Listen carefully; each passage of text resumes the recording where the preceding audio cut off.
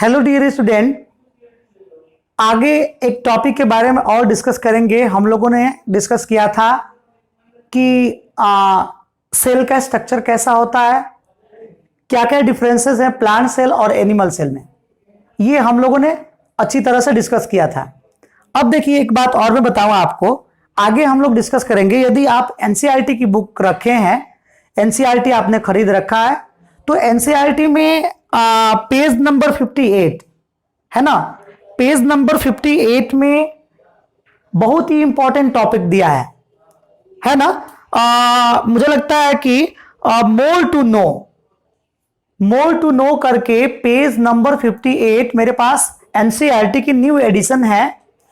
इसमें page number ये देखें, एनसीईआरटी की न्यू एडिशन है और इसमें page number 58 more to know, ये जो येलो कलर का कवर दिया हुआ है ये देखें, इसको देखिए। ये बहुत ही इसमें एक तरह से नॉलेजफुल टॉपिक दिया गया है ना। बहुत सारे फैक्ट दिए गए हैं और इसमें से बहुत सारे सवाल आपसे पूछे जाएंगे, यानी कि सेल की डिस्कवरी कब हुई, लिविंग सेल की डिस्कवरी कब हुई, तो ये सारी चीजें हम लोग जाने इसके बारे में, है ना।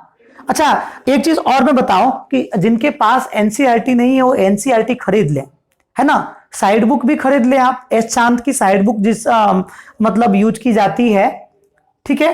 तो आप एनसीईआरटी जरूर खरीदें क्योंकि एनसीईआरटी ही मदर बुक है, सारी बुकें उसी से बनाई जाती है।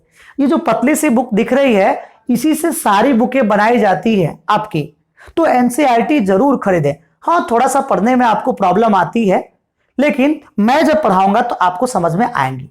तो चलिए हम लोग शुरू करते हैं। जो येलो कलर का बॉक्स दिया है उस बॉक्स में क्या क्या चीजें दी गई हैं मैं आपको बताता हूं, है ना। चलिए कि कौन कौन से, एक तरह से हिस्ट्री दिया गया है, ठीक है ना, उसमें कि क्या होता है, एक तरह से हिस्ट्री दिया गया है। देखिए क्या किया कि 1665 यानी कि 1665 ये, और क्या था, साइंटिस्ट का नाम था रॉबर्ट हुक, ठीक है ना। ये रॉबर्ट हुक जो थे 1665 में इन्होंने क्या किया, डिस्कवरी की, किसकी डिस्कवरी ऑफ सेल, यानी कि सेल को रॉबर्ट हुक ने खोजा था 1665 में, है ना। इसी तरह का एक छोटा सा हिस्ट्री हम लोग देखेंगे, है ना। मुझे लग रहा है कि काफी कुछ क्लियर दिख रहा है आपको। अब देखिए एक चीज और मैं बताऊं कि 1665 में रॉबर्ट हुक ने डिस्कवरी की, सेल को पहली बार खोजा था। दूसरी चीज देखो तो लीवेनहॉक जो थे फ्री लिविंग सेल, है ना, pound water using the improved microscope, पहली बार। देखो एक सेकेंड नंबर पे एक और साइंटिस्ट है और ईयर मुझे याद नहीं आ रहा, मैं देख लेता हूं एक बार। 1674 इन्होंने क्या किया है, लीवेनहॉक, ठीक है ना, यानी कि लीवेनहॉक है, लीवेनहॉक,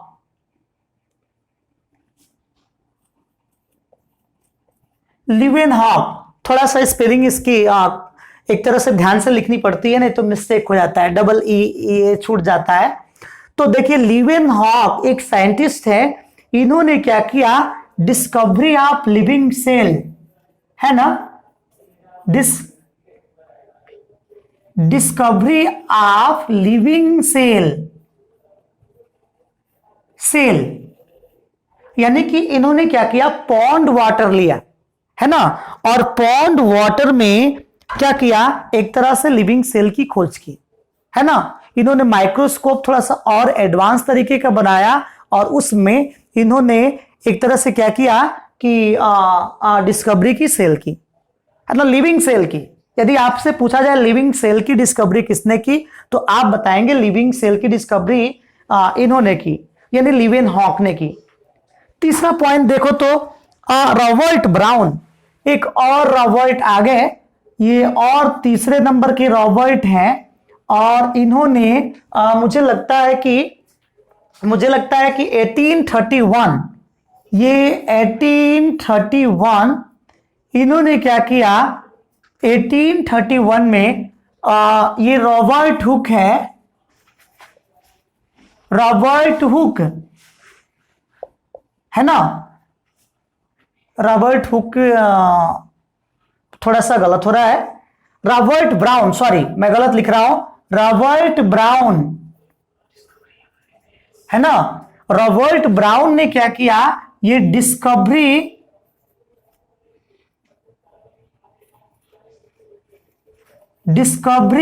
ऑफ न्यूक्लियस, यानी कि न्यूक्लियस की इन्होंने डिस्कवरी की।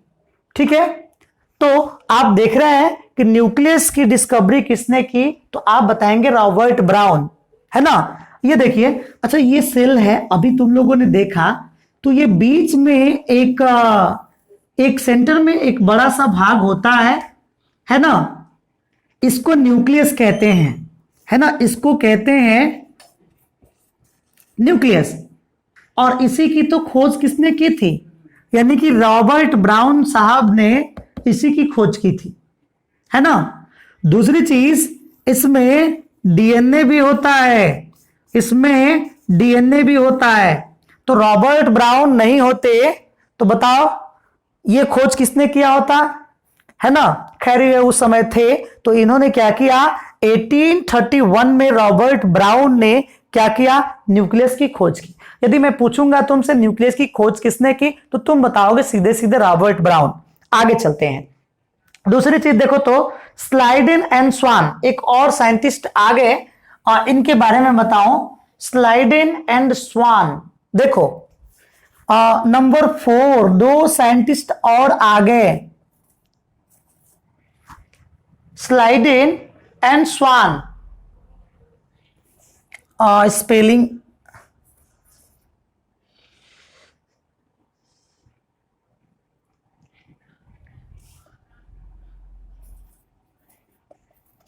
स्लाइडेन एंड, पहले डेट लिखना है मुझे, पहले डेट लिखना है, उसके बाद से वो लिखते हैं हम लोग 1838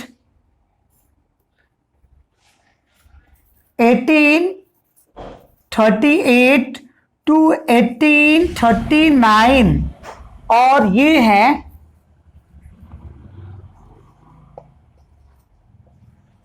स्लाइडेन, है ना, स्लाइडेन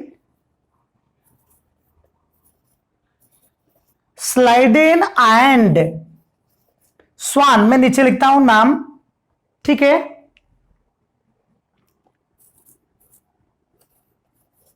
स्वान, ये दो साइंटिस्ट थे, स्लाइडेन एंड स्वान। इन्होंने क्या किया कि discovery of cell theory, discovery of cell theory,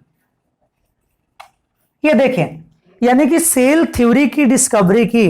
अब आप पूछेंगे कि सेल थ्योरी क्या होता है भाई, तो मैं आपको बताऊं कि ये जो सेल थ्योरी होती है, ये बताती है, सेल थ्योरी ये बताती है कि दुनिया के सारे जीव, जितने लोग भी जिंदा हैं, जितने जीव जंतु हैं जिनमें जान है, ठीक है।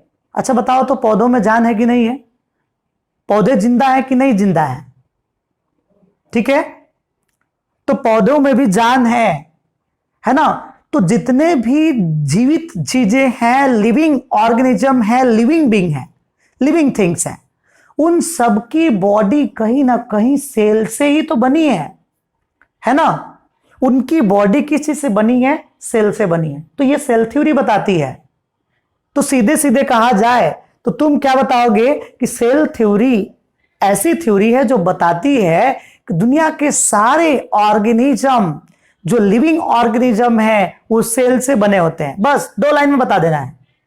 यदि तुमसे पूछा जाए, कई बार पूछा गया है कि सेल थ्योरी क्या है, तो बताओगे कि ऑल द लिविंग ऑर्गेनिज्म, ठीक है, is made of the cell, बस ये एक लाइन की है।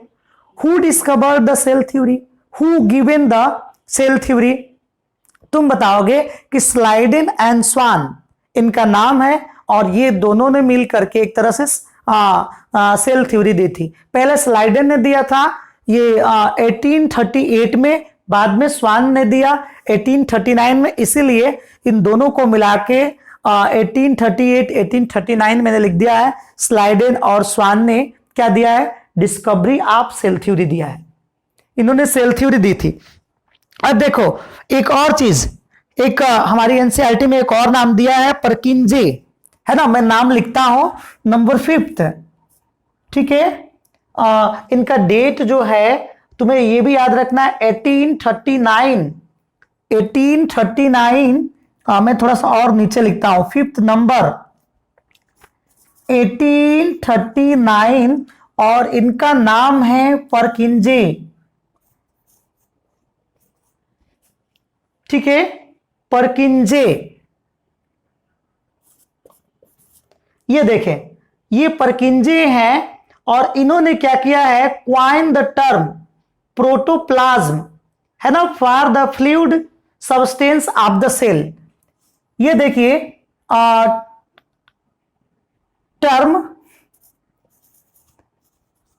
Protoplasm, plasm used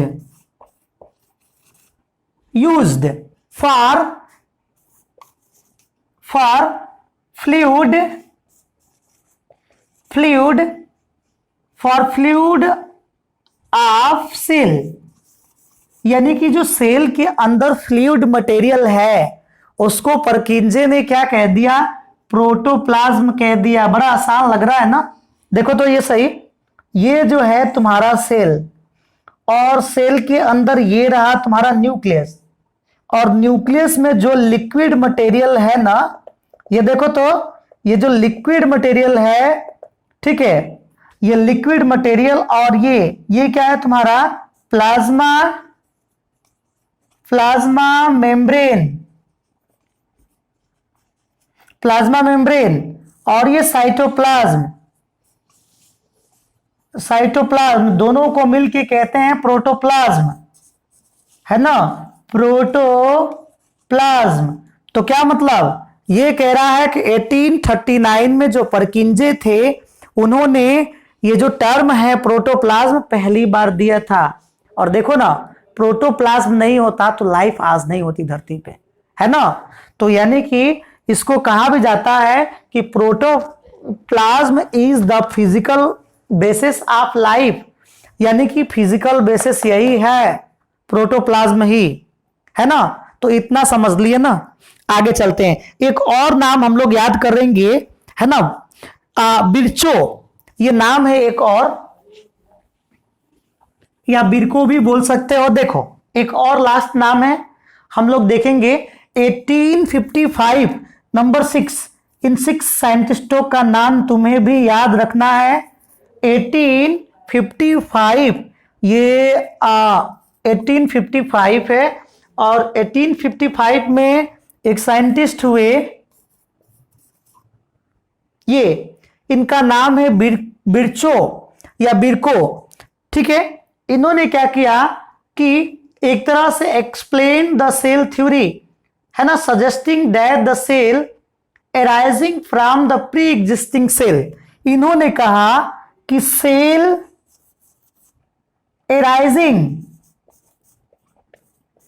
arising from pre, मैं यहां लिखता हूं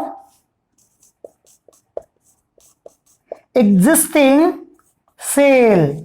देखो ये क्या कह रहा है? बिरको ने बस इतना ही कहा कि क्या होता है कि एक तरह से बिरको ने बस इतना ही कहा कि तुम्हारा जो ये क्या होता है कि जो सेल है वो arising from the pre existing cell, कि प्री एग्जिस्टिंग सेल से ही सारे सेल तो बने हैं, जो पुराने सेल थे वो आज उन्हीं से नया बन गया है, ठीक है। तो इतना आपको समझना है ना।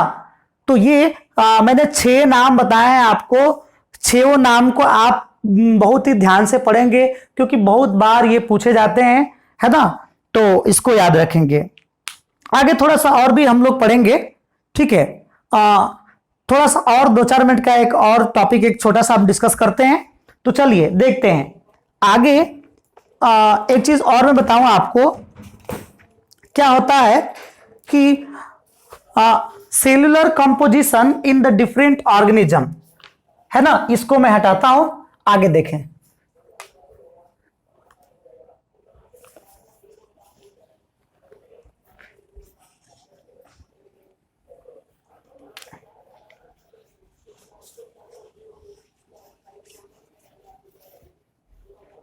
देखिए, ये देखिए cellular composition in the different organism, ये टॉपिक है, देखेंगे। Cellular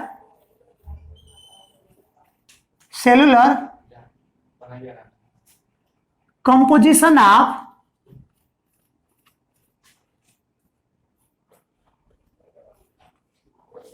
cellular composition in the different organism, in the different organism।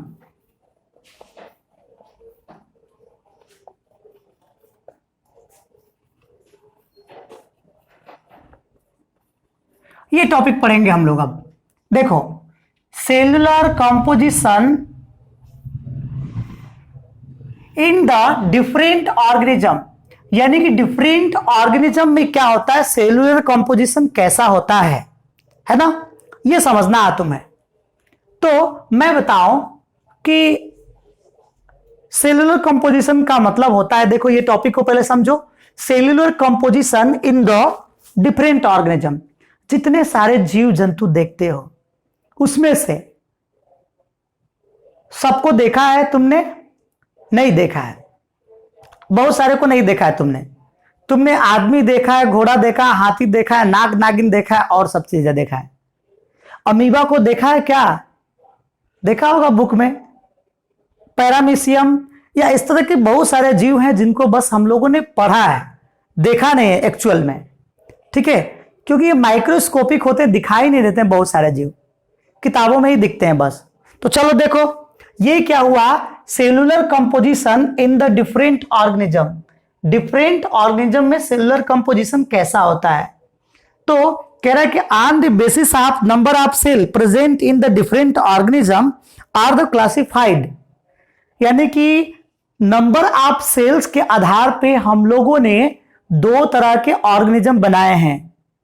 एक ऑर्गेनिज्म बनाया है, देखो तो एक ऑर्गेनिज्म बनाया है हमने बनाया है, यानी कि पहला जो टाइप है इसको बोलते हैं यूनिसेलुलर। यूनिसेलुलर बोलते हैं। यूनिसेलुलर का मतलब कि बॉडी ऑफ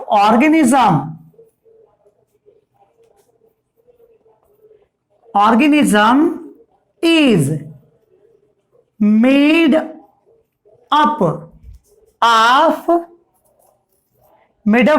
यहां लिखता हूं मैं, made up of one cell only, यानी कि जिनकी बॉडी केवल एक सेल से ही बनी हो उसको हम लोग क्या कहते हैं, यूनिसेलुलर कहते हैं। जिसकी बॉडी ही एक सेल से बनी हो उसको हम लोग यूनिसेलुलर कहते हैं। देखो तो सही, यूनिसेलुलर ऑर्गेनिज्म का मैं नाम लिखता हूं तुम्हारे सामने, है ना। चलो देखो, यूनिसेलुलर ऑर्गेनिज्म में मैं तुम्हें बताऊं कि जैसे एग्जांपल क्या हो गया, अमीबा। एग्जांपल में लिख देता हूं यहां पे,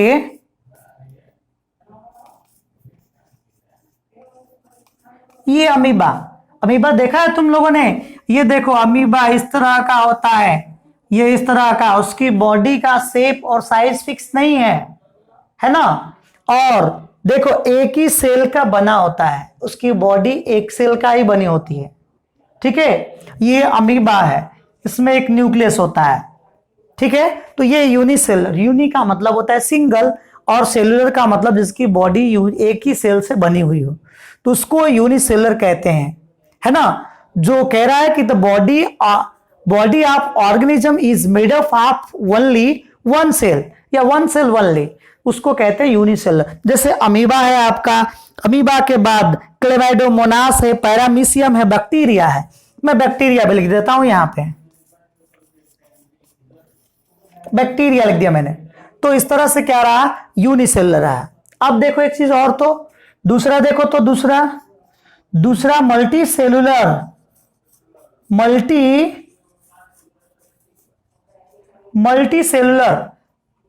सेलुलर में देखो तो क्या होता है कि मल्टी सेलुलर ऑर्गेनिज्म, मैं थोड़ा सा सीधा लिखूं, टेढ़ा हो गया ये, नीचे जगह मिले।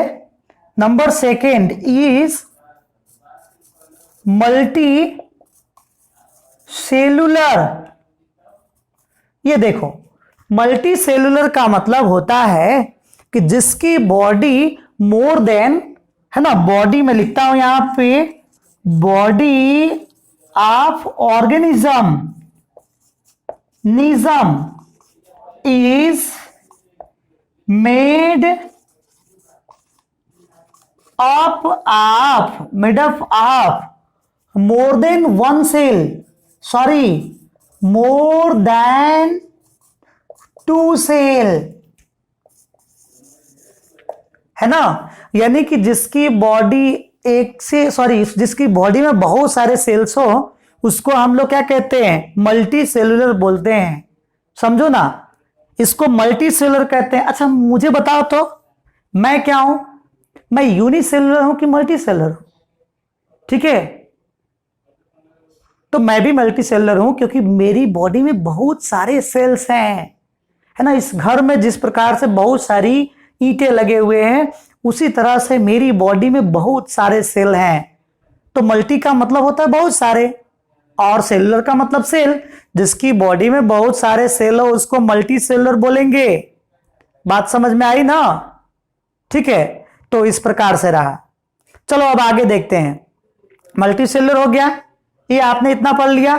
दूसरी चीज और जानो तो थोड़ा सा, क्या होता है मल्टी सेलुलर के बाद में बताऊं आपको, ये organism made up of more than one cell, तो टू सेल। तो जैसे एग्जांपल लो, इसमें एग्जांपल ले लिया जाए तो ह्यूमन बीइंग एंड प्लांट्स। जो प्लांट्स है और ह्यूमन बीइंग है, ये मल्टी सेलुलर के एग्जाम्पल हैं।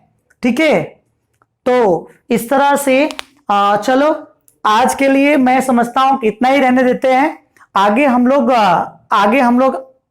अगले दिन पढ़ेंगे। ठीक है, तो चलो मैंने इतना बताया, इसको एक दो बार देखोगे समझ में आएगा। अपनी कॉपी पे नोट करो, समझो, पढ़ो, है ना। ये कोविड के समय में छुट्टी जो चल रही है, इसका एंजॉय ना करो, छुट्टी अपनी टाइम बर्बाद ना करो, इसलिए पढ़ो, ठीक ठाक से पढ़ो, ठीक ना।